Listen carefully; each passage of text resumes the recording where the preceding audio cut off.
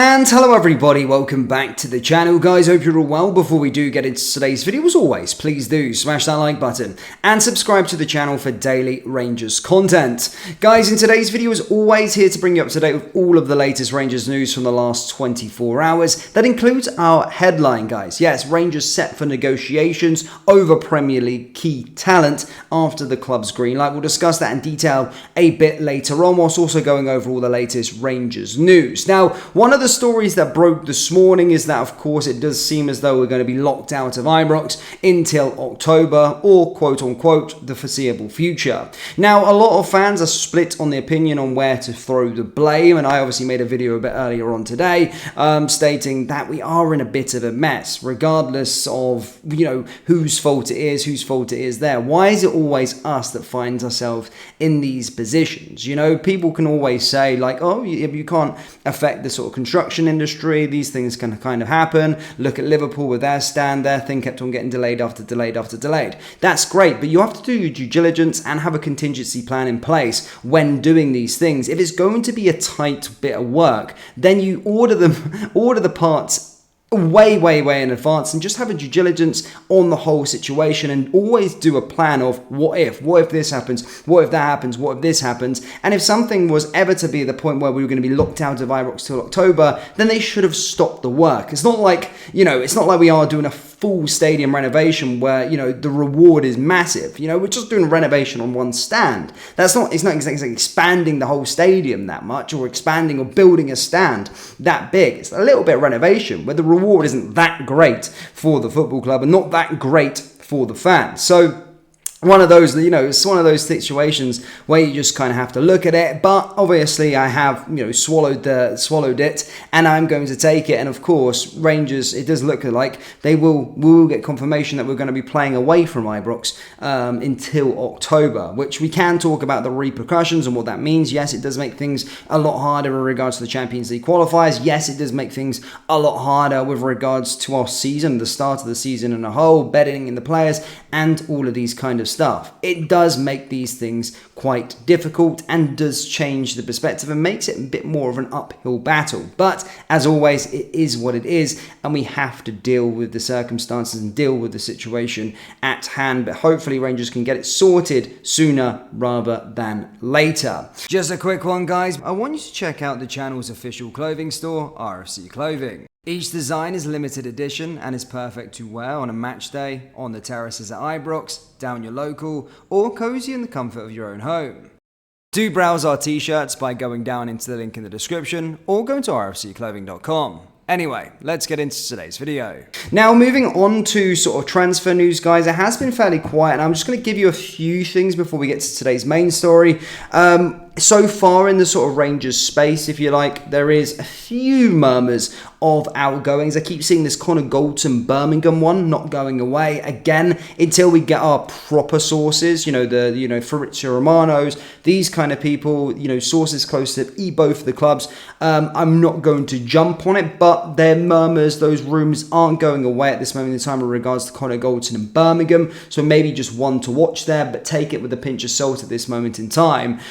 Again, I can't see Connor Goldson, who's on a reported £37,000 per week, to take a huge pay cut to go to Birmingham, who are in the third tier of English football. I just don't see that happening. But, crazier things have happened, and reports in Birmingham are stating that they are willing to pay a high fee and are willing to, push the boat out, so to speak, to get the player in. But this club had to sell Joe Bellingham recently because they had financial issues. So I just can't see it happening, but one to certainly watch over the summer.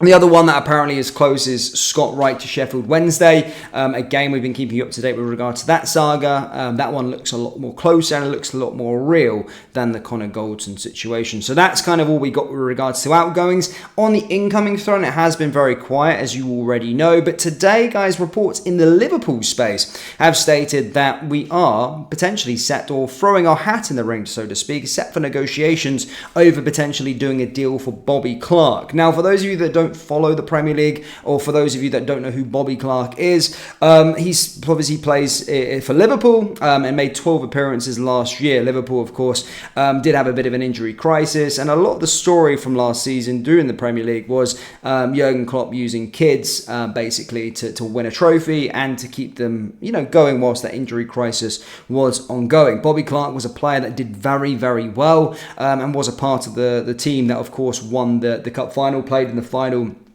against Chelsea, and is dubbed to be something rather special. Now, we have got reports down that they've had a green light and they're set for negotiations in Liverpool to extend his contract, and as a player that they want to see stay for the long, a long period of time. I think they paid £1.5 million for him in the first place, but the plan is, of course, once he signed that contract, he's not expected to be playing that much football going into next season. So the plan is, after they sign the contract, then he will be going out on loan. Now, Rangers' name has been dubbed, and apparently we are set for negotiations and are going to, quote unquote, throw our hat in the ring over as a potential suitor for Bobby Clark for them to come to be developed. Now, he's not going to be a permanent transfer. It will be making use of the loan market, and I know this does split people's opinions with regards to the loan market, but when you've got a player that can make an instant impact, people are talking about experiences, and we've got a lot of project players that we bought this summer. He has a bit of experience, he's won a trophy, and he's a good quality addition that would come into the team that I think would play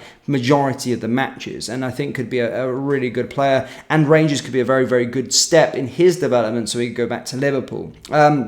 Now, the other team that, of course, are seriously interested in him is RB Salzburg. Now, RB Salzburg, of course, in the Austrian Bundesliga, missed out on the title this year, but Jurgen Klopp's former assistant, Pep Linders, is now the coach there at RB Salzburg. So, again, he's trying to use his old contact books to try and maybe potentially get players in through the door from their youth academy. So, again, there's a bit of moving parts with regards to this, but the first point is that Bobby Clark is going to be signing a contract, and then negotiations will begin as to where he will go, and reports are stating that Rangers are one of the clubs wanting to throw their hat in the ring to try and get the player. Now, we have used this loan model quite a few times, and actually from a Liverpool perspective, Ryan Kent, Ojo, and in January transfer window, we did make an offer for left-back Owen Beck. However, that was rejected, and then he ended up going back to Dundee due to him not being able to play the three clubs in one season. So we have got that history there with Liverpool about using their kids. I think would be a good signing, and certainly one that would probably start majority of the time. He's a midfielder, for those of you that didn't know, and they paid £1.5 million for him, and as I said, played 12 games last season, including the Carabao Cup final. So one to watch there. Again, not saying it's definitely done, but certainly a club that are being linked and potentially could go into negotiations to try and land the player on a season-long loan. So again, one to watch, but the contract offer, the contract confirmation on the Liverpool side will be done this week, according to Liverpool sources, so we'll keep an eye on it there, but I do think would be a good signing for Rangers fans, let me know your thoughts down there in the comment section below. What do you think about bringing in Premier League talents or young talents? Do you like the idea of bringing them in on the loan move? Some people are against it, but we've had good ones and we've had bad ones. People point to Amad Diallo, but then you go and look, Ryan Kent was fantastic when he first came in. Malik Tillman, of course, came from Bayern Munich, was pretty good. Simo was very, very good. So the loan system does work and can be utilised, but the problem is with Bobby Clark, he wouldn't be a player that we would be then signing. He would just be someone to make an instant impact for the here and now. But one to watch. Let me know your thoughts on that and the loan system down there in the comment section below, guys. That brings us to the end of today's video. As always, please do smash that like button and subscribe to the channel for daily Rangers content. Thank you, and I'll see you all next time. Take care. Peace.